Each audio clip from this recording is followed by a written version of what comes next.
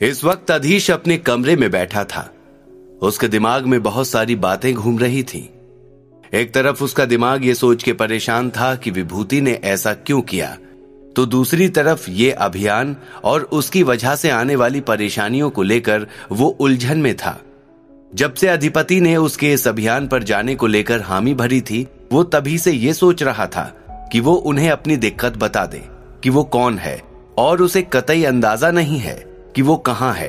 पर उसके दिमाग में जैसे ही ये विचार आता है, तभी कोई ना कोई याद उसके दिमाग में अपने आप आ जाती थी, जो उसके इस दुनिया के पास्ट से जुड़ी होती थी।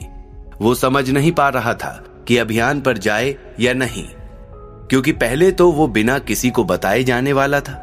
तब अगर कोई दिक्कत आती तो उसकी जिम्मेदारी खुद उसकी थी, और वो विभूति को लेकर थोड़ा सहज भी था। पर पाणिक के साथ जाने को लेकर उसे परेशानी दिख रही थी।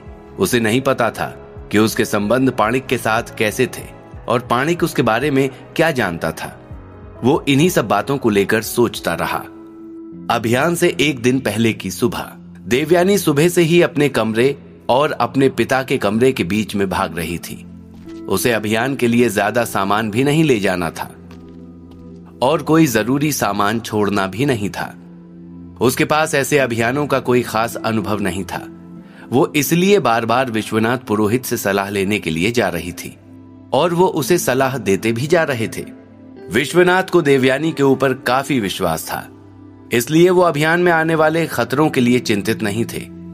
उन्हें ये चिंता ज्यादा थी कि उसके अभियान पूरे करने के दौरान कोई ऐसी बात ना हो जाए कि उसकी सिद्धि पर कोई खतरा हो, क्योंकि अधिपति ने छुपे शब्दों में कुछ जादुई प्रहारों का जिक्र किया था। उनके मुताबिक अगर उस अजनबी को पता चल गया कि उसके खिलाफ कोई आ रहा है, तो हो सकता है कि वो छल का सहारा ले। देवयानी युद्ध में तो माहिर थी, पर उसका गुस्सा काफी तेज था। इसलिए अगर कोई ऐसी घटना हुई जिसमें बल से ज्यादा बुद्धि का प्रयोग जरूरी हो, तो देवयानी को दिक्कत आ सकती थी। पर अधिपति कैलाश ने अपने योग्य लोगों को ही इस अभियान पर भेजने का फैसला किया था, इसलिए अधिपति इस बात को लेकर ज्यादा परेशान नहीं थे। देवयानी ने काफी देर तक ये सब संभालने के बाद एक बार अभ्यास स्थल पर भी जाने का फैसला किया, ताकि वो एक आखिरी बार अधिपति से मिल सके, क्योंकि उन्हें बहुत सुबह ही वहां से रवाना होना था। बिना किसी की नजर में आए उसने एक गाड़ी वाले को साथ लिया और अभ्यास स्थल की तरफ चल दी।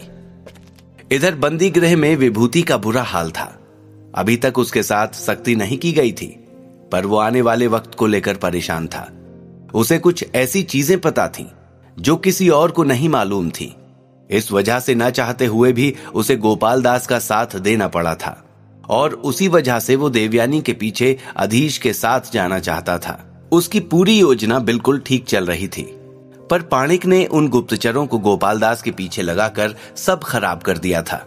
अब वो उस कैद से जल्द निकल जाना चाहता था, ताकि विश्वनाथ पुरोहित से मिलकर उन्हें आने वाले खतरे के लिए आगाह कर सके। पर उसका मौका उसे उन सैनिकों के रहते नहीं मिलने वाला था जो उसके लिए वहां तैनात थे। विभूति ये बात जानता था कि ये बंदी गृह उसी अभ्यास स्थल के नीचे के तहखाने में था, जहां वो और अधीश रोज आते थे। अगर वो एक बार तहखाने से बाहर निकल पाता तो फिर उसके लिए वहां से भागना कोई मुश्किल काम नहीं था। उसने एक बार अपनी कोठरी से बाहर झांक कर देखा। जो 2 सैनिक वहां रात को तैनात थे, अब उनकी जगह 2 नए सैनिक आ चुके थे। उसे वहां से निकलने का कोई रास्ता तुरंत तो नजर नहीं आया। तभी एक दरवाजा खुलने की आवाज आई। उसने देखने की कोशिश की कि यह आवाज कहां से आई थी, पर उसे कुछ दिखाई नहीं दिया। फिर दरवाजा बंद होने की आवाज आई और उसकी कोठरी की दीवार में किसी के घूंसा मारने की आवाज। तब उसे समझ आया कि उसकी बगल वाली कोठरी में कोई दूसरा बंदी लाकर कैद किया गया है। कुछ देर तक शांति के बाद उसने ध्यान से सुना तो वो कैदी दीवार पर धीरे धीरे अपना हाथ मार रहा है। उसने उस पर ध्यान नहीं दिया और आकर कोठरी में बने पत्थर के बिस्तर पर लेट गया। उसका दिमाग वहां से निकलने के तरीके खोजने में लग गया। पाणिक आज सुबह से ही काफी व्यस्त था। उसे आने वाले अभियान की तैयारी भी करनी थी और वहां से जाने के लिए कोई रास्ता भी खोजना था। उसने सुबह से दोपहर तक का समय अपने तंबू में ही बिताया। उसके बाद वो वहां से अपने घोड़े पर निकला। उसका निवास अभ्यास स्थल से कुछ मील दूर एक पहाड़ी पर था। वहां उसके अलावा और कोई नहीं रहता था। या कहा जाए तो कोई और उस पहाड़ी पर रहने के बारे में सोच भी नहीं सकता था। उस पहाड़ी पर जाने का बस एक ही रास्ता था, जो उस पहाड़ी को ही काट कर बनाया गया था। पाणिक को कुछ जरूरी सामान और यंत्र वहां से लेने थे, इसलिए वो वहां जा रहा था। वो अपने आने वाले काम को सोचने में इतना व्यस्त था कि उसे पता ही नहीं चला कि उसका पीछा किया जा रहा है। उसका पीछा जो कर रहा था वो गोपाल दास का गुप्तचर था। उसे गोपाल दास ने सिर्फ पाणिक पर नजर रखने के लिए भेजा था। गुप्तचर भी काफी ज्यादा दूरी बनाकर पाणिक के पीछे था, ताकि उसे शक न हो। पाणिक धीरे धीरे उस जगह पहुंच गया जहां से उसके घर का रास्ता था। उसने अपने घोड़े को उस रास्ते पर डाला और धीरे से उस पहाड़ी पर चढ़ने लगा। उसके एक तरफ पहाड़ी थी तो दूसरी तरफ गहरी खाई, और रास्ता इतना छोटा था कि वहां से एक ही घोड़ा गुजर सकता था, वो भी चलते हुए, न कि दौड़ते हुए। पाणिक को चलते हुए कुछ ही देर हुई थी कि उसे लगा कि कोई उसके पीछे है। उसने घोड़े को रोका और पीछे मुड़कर देखा, पर उसे कोई दिखाई नहीं दिया। जो गुप्तचर उसके पीछे था उसने उसे घोड़े रोकते हुए देख लिया था, इसलिए वो समय रहते एक झाड़ी के पीछे छुप गया और पाणिक की नजरों में आने से बच गया। पाणिक ने घोड़े को आगे बढ़ाया। अभी वो कुछ दूर ही चला था कि एक जोरदार आवाज ने उसका ध्यान खींचा। उसने आवाज की दिशा में देखा तो वो पहाड़ी के ऊपर से आई थी। उसने देखा एक बड़ा सा पत्थर ऊपर से लुढ़कता हुआ आ रहा है। उसने तुरंत घोड़े की लगाम खींची। वो पत्थर सीधा उसके घोड़े के सामने आकर गिरा। घोड़ा अपनी जगह पर ही थोड़ा उछला, फिर शांत हो गया। पाणिक घोड़े से उतरा और उस पत्थर को रास्ते से हटाने लगा ताकि वो वहां से निकल सके।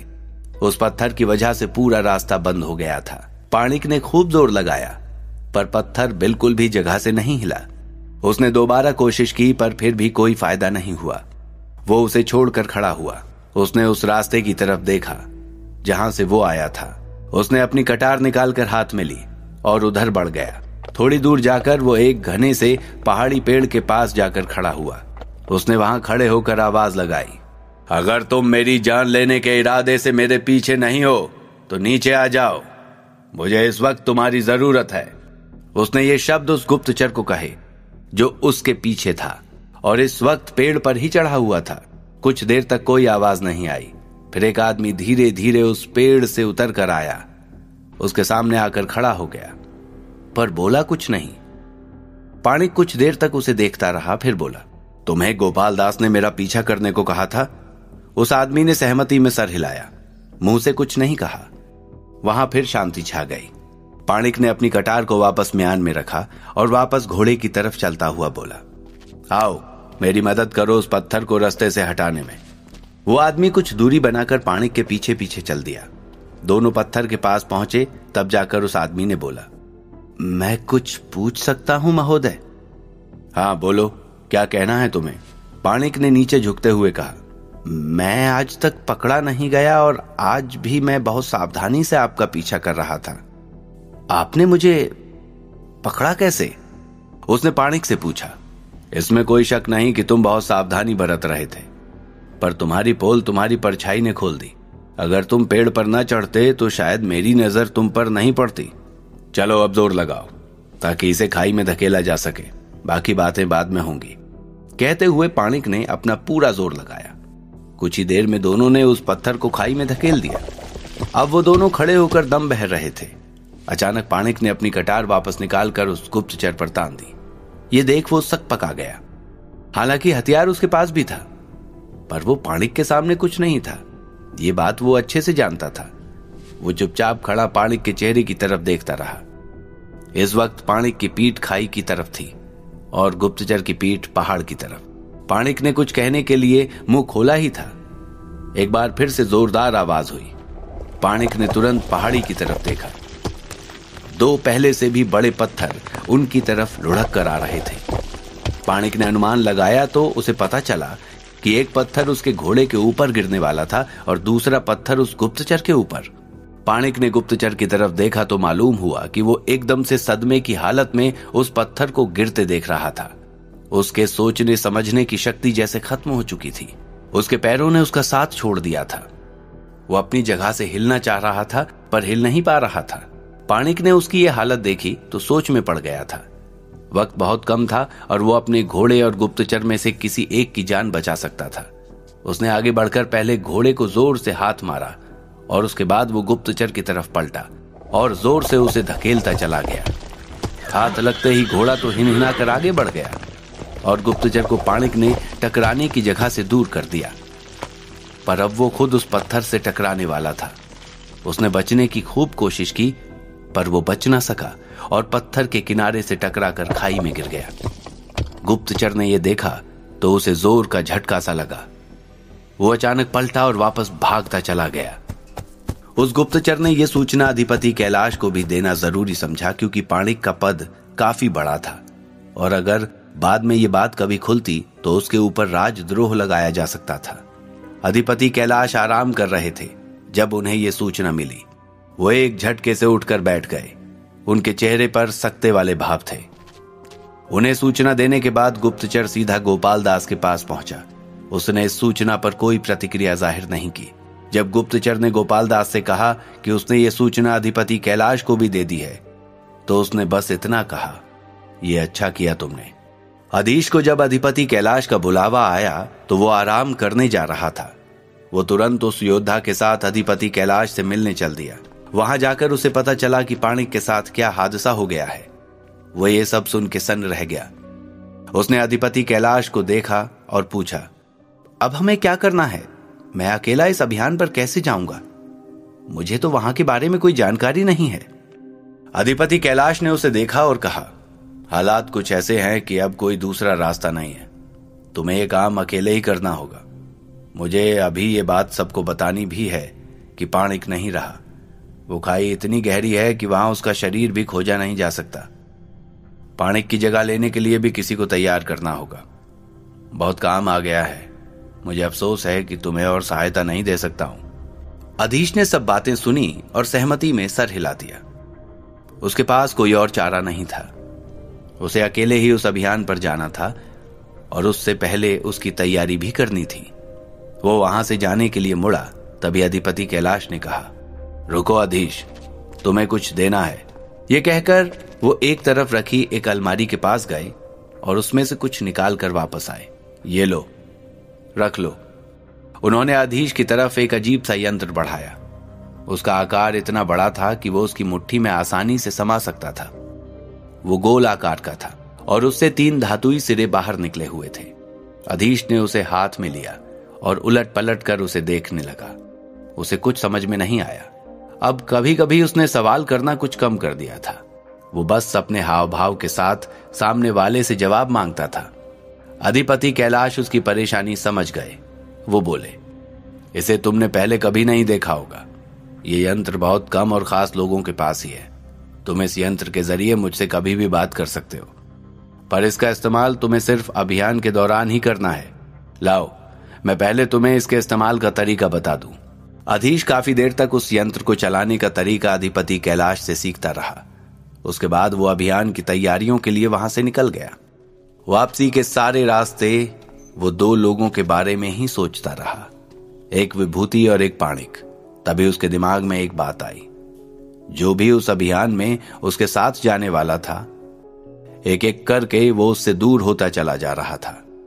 क्या ये बस भाग्य का खेल था या शुरुआत से पहले ही कोई इस अभियान को खत्म कर देना चाहता था? क्या इस अभियान में उसका अकेले जाना ही लिखा था? यही सब सोचता हुआ वो अपने घर वापस आ गया। क्या इस अभियान में अधीश अकेला जाएगा? जानने के लिए सुनते रहिए द मजिशियंस सीक्रेट, सिर्फ और सिर्फ पॉकेट FM पर।